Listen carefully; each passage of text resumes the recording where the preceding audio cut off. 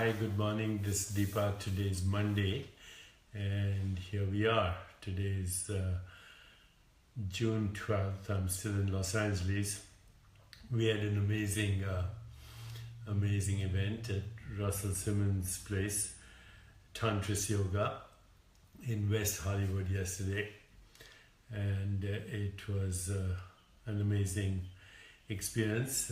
We meditated. We talked about you are the universe. And just Russell and I had some really good conversations about the nature of experience and how once we understand that our physical body is also an experience in our own awareness, then consciousness can change experiences and one can reinvent the body. So, of course, I've made a commitment to reinvent my body in 6 months, and I'm already on my way.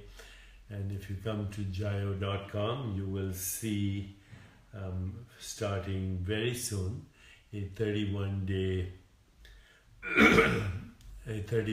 mind-body transformation challenge led by Sahara Rose, who has joined us at YATU.com as both an Ayurvedic nutritionist and also as a mind-body transformation expert.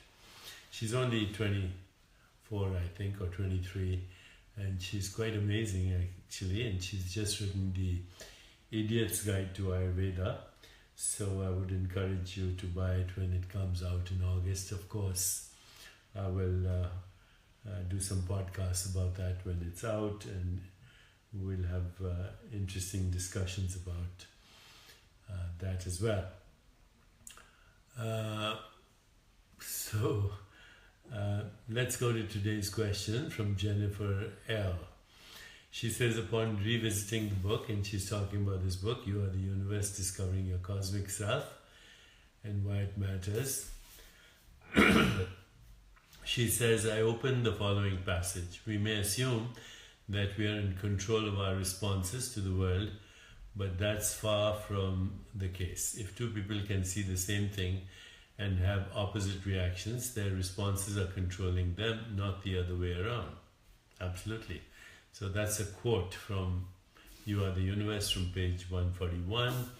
And then she goes on to say, this passage affirms for me that spontaneity of expression is interfered with by a limited number of experiences that we identify with. Yes, that's called karmic conditioning, the conditioned mind.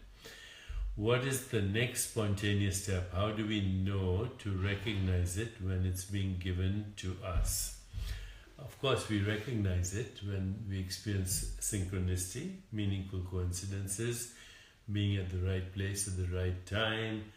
People call it good luck, the state of grace, or having divine intelligence looking after you.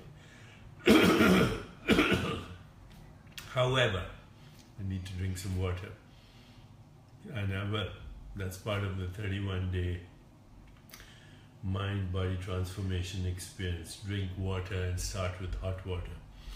Okay, so let's talk about Jennifer's questions.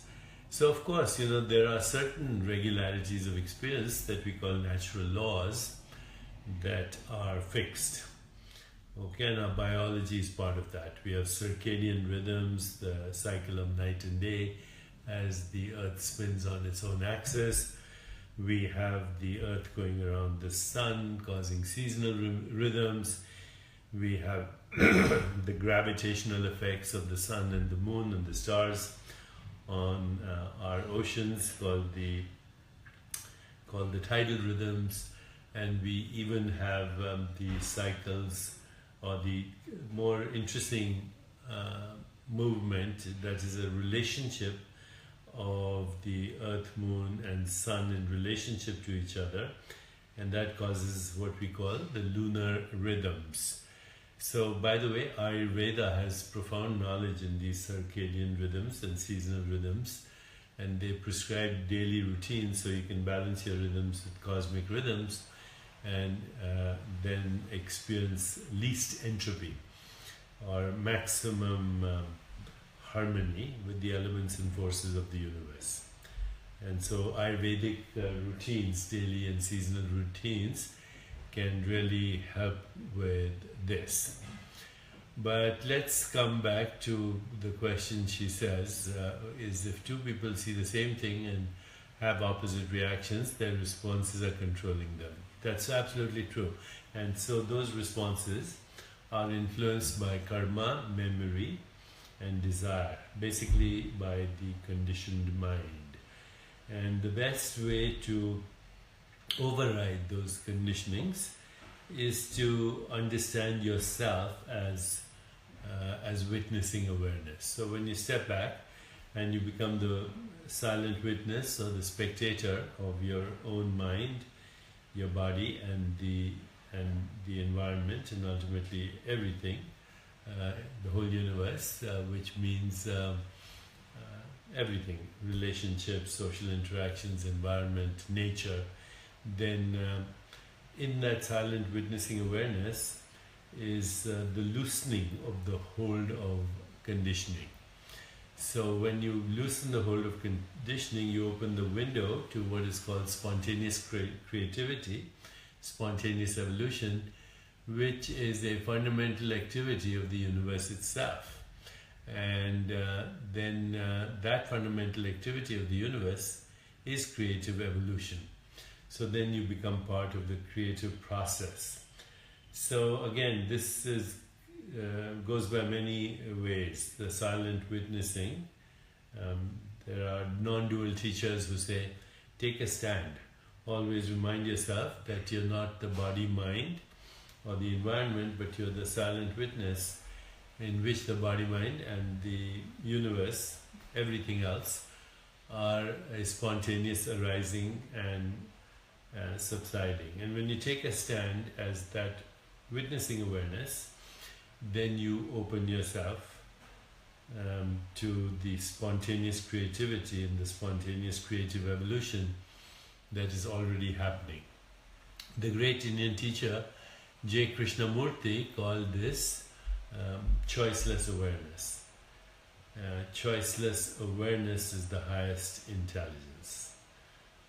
Silent witnessing of your own self is the highest intelligence, as your own self that reacts to situations, circumstances, people and events. And also, when you take that stand as silent witnessing awareness, at some point even the witness drops and all that's left is being, even beyond the silent witness, and then you are in fact the universe at that point. Brahman and Brahman and Atman are one entity in which the whole universe is creatively evolving. Okay, so that's the highest intelligence, creative evolution in choiceless awareness. But you can also question your belief systems. You can ask yourself, why do I have this belief? Because the belief is just a thought that you hold to be true. And you should question, is it true? Am I 100% sure if it's true? Many cognitive scientists teach this. And why do I think it's true? What is the opposite of this belief? Who would I be without this belief? Etc., etc. The more you practice self-inquiry, and that includes what I just told you, but many other things. Who am I? Seka Seka Ade and 20 others just shared your video. I really appreciate this Seka Seka. I like that sound of that name as well. And so thank you for doing that. And I am so happy that you're expanding this conversation with everybody else. Because that's the only way we can explore the deeper meaning of you are the universe, discovering your cosmic self and why it matters. Okay, so question, self-inquiry. Who am I? Who or what wants to know who am I? What is it that I really want from my life? Do I have a purpose? Why do I exist? How do I fit in with the elements and forces and the evolutionary impulse of the cosmos? What am I grateful for? What kind of world do I want to live in? What do I do every day that helps expand the vision I have for the world that I want to live in, the world that my children shall inherit and their children and so forth? The more you ask the questions, the more you live the questions, the more your life will move into the answers through synchronicity, through meaningful coincidence, through spontaneous fulfillment of desire, through being at the right place at the right time, through divine grace. Okay, does that help? I hope that helps. And let's now also say that you can enhance spontaneous creativity when you lose your need to morally judge others. Start your day by saying, today I shall judge nothing that occurs.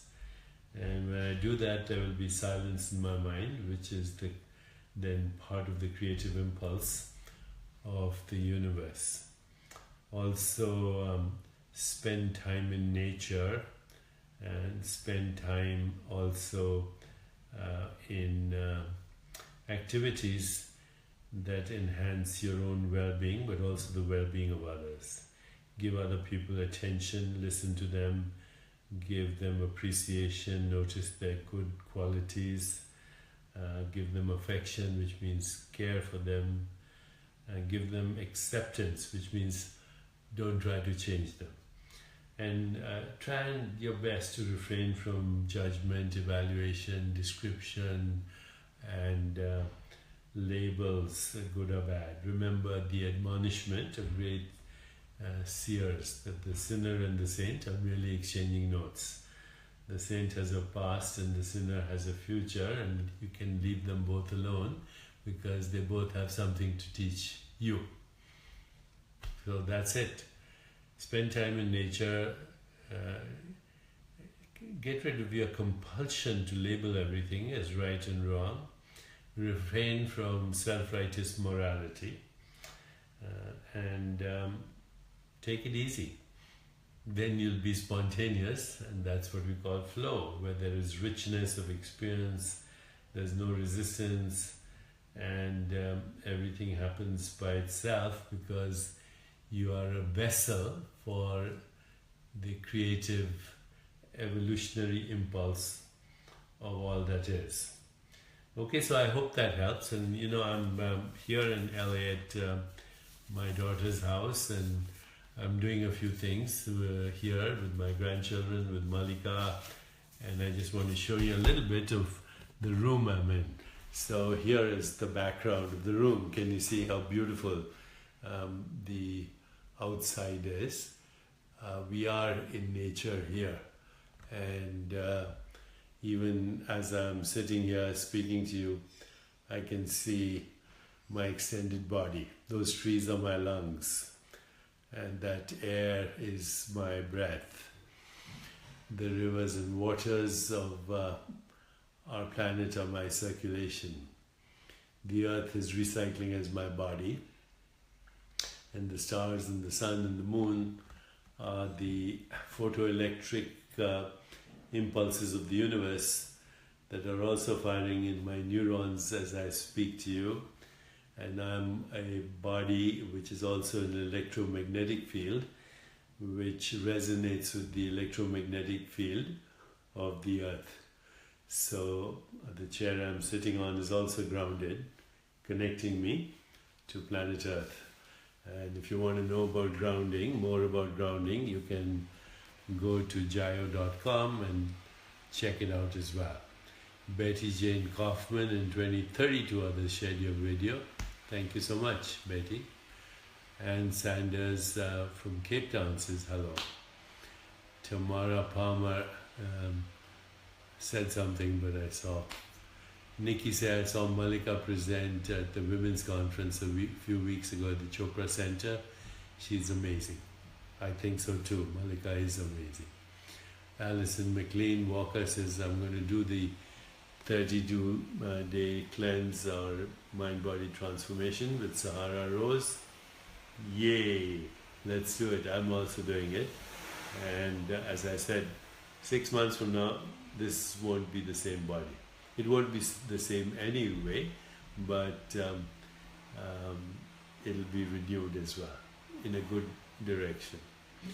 Okay, guys, I'll talk to you tomorrow. Thank you for joining me today, and I hope I gave you a little bit of insight. So I saw that Punacha, who is the CEO of YATU, just gave a link to where you might be able to get grounding devices.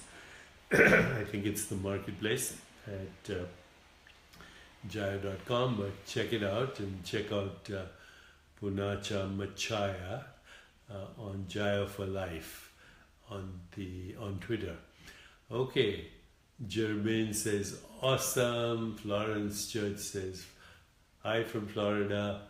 On and on. You guys are just amazing. And let's say now we'll connect some other time tomorrow morning. Until then, keep your feet on the ground and keep reaching for the stars. Love you all. Bye-bye.